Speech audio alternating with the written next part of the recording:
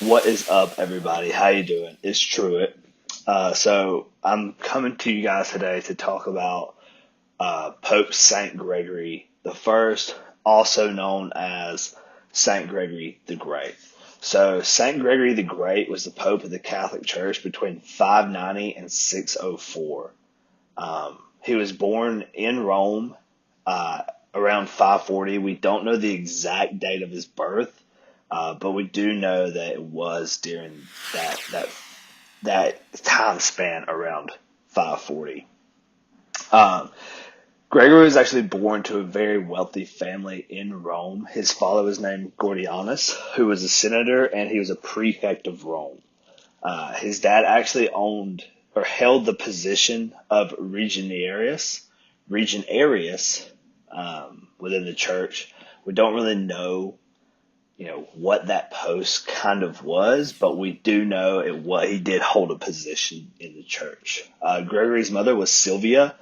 Sylvia was actually also from a noble family, and she had a sister, Pateria, and they're both also recognized as saints in the Catholic and Orthodox churches, much like Gregory. We're just like Gregory, actually.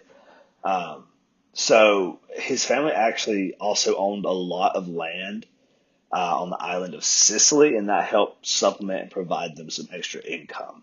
So when um, you know the plague of Justinian came through that area of Italy, Gregory was just 2 years old, and it was actually the worst you know disease outbreak of that time period until the second plague, also known as the Black Death, in the 14th century. But that is a long time from the time span that we're talking about today.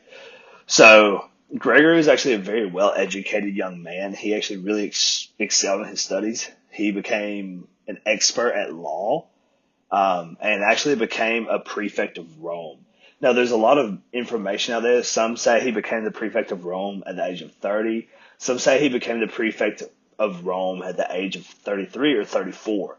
I've actually not really been able to find any sources that give me an exact age that he became the prefect of Rome. I mean, even the Catholic Church's main official website kind of tells me some different information, but we do know it was within in his early 30s that he became a prefect of Rome. So a big accomplishment for him for anybody at such a young age. Before becoming Pope, Gregory also served as a monk. He was actually a pretty strict monk, and he was known to be very strict, very stringent, straight by the book. Um, and he was actually also an ambassador to Pope Pelagius II, who, was the Pope from 579 to 590. And actually, Gregory became Pope after Pelagius died. He was proclaimed Pope by acclamation. And actually, he didn't want to become the Pope because he knew how much responsibility came with the position. He knew how hard it was going to be, especially with the way that the previous Holy Roman Empire was at that time. There was a lot of invasions going on, a lot of warring, a lot of poverty was going on in Europe at this time. And so Gregory really didn't want to become the position of Pope. Even though it's a title, it still comes with a lot of responsibility, especially because during his papacy, everybody started to look towards the Pope and look towards the church as more a governmental figure than just a religious figure. And actually, the people of Europe looking at, the Pope as his word as kind of law starts with Gregory. And that's actually because Gregory really helped the poor. Like, he started an outreach for the poor. He was more of like a people's pope, to be honest. So he, ordered his deacons. He ordered the clergymen to work hands on with the poor, and anybody that did not want to work with the poor, he disposed of. He would replace you. He would kick you out of the church. He would excommunicate you. if you did not help the poor, because he saw the poor, just as somebody would see nobility. Everybody's a person to Pope Gregory. And so he really, really helped the poor of Europe at that time.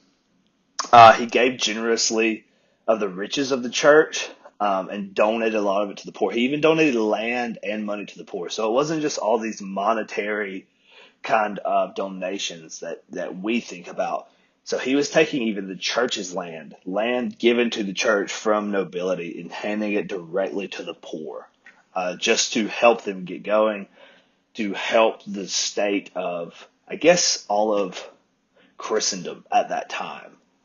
Um, he also ordered his clergy to go out, like I said, out into the streets to care for the poor in person.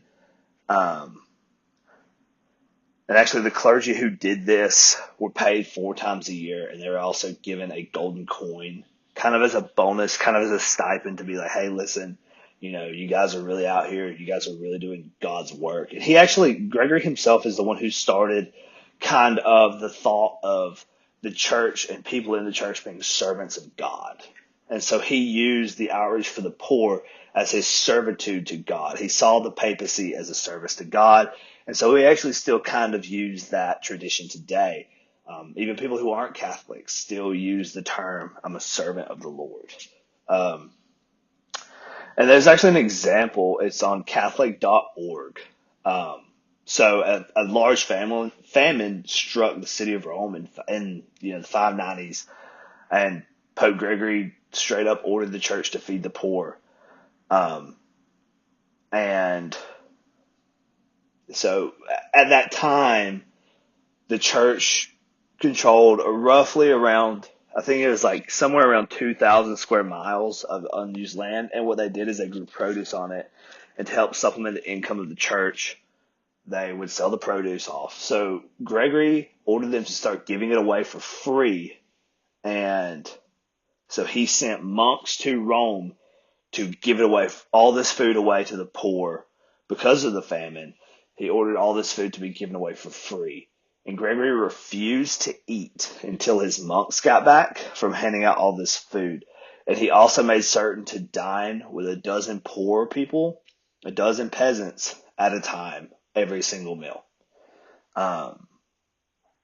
So also Gregory had a large impact on the traditions of the church.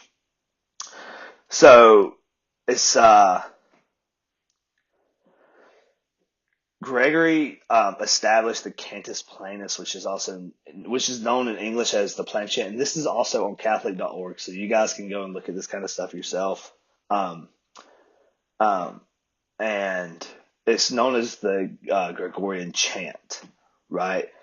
Um, and the Gregorian chant actually gives us the oldest music that we still have in the original form today. It's kind of under some dispute about just how involved Gregory was with it. Um, but it is vastly credited to Gregory the Great as coming up with this music. Gregory is also recognized. He's the patron saint of musicians, singers, students, and teachers. Because he was so well educated. He was always a lifelong learner. He was always a servant unto the people. Gregory's also, he's actually really well known for the Gregorian mission. So the Gregorian mission is a mission in which he led from Rome into England, to convert the Anglo-Saxons from paganism or their native religions to Christianity. He's also very well known for his writings. He was a very prolific writer. He was a very, like I said earlier, like I've said multiple times throughout this podcast, he was a very learned man, right? He's also known as the father of Christian worship. He's highly accredited as being the father of Christian worship. So, yeah, that's episode 1 of the adventures of Pope St. Gregory the Great. I hope you guys really enjoyed this podcast. See you guys.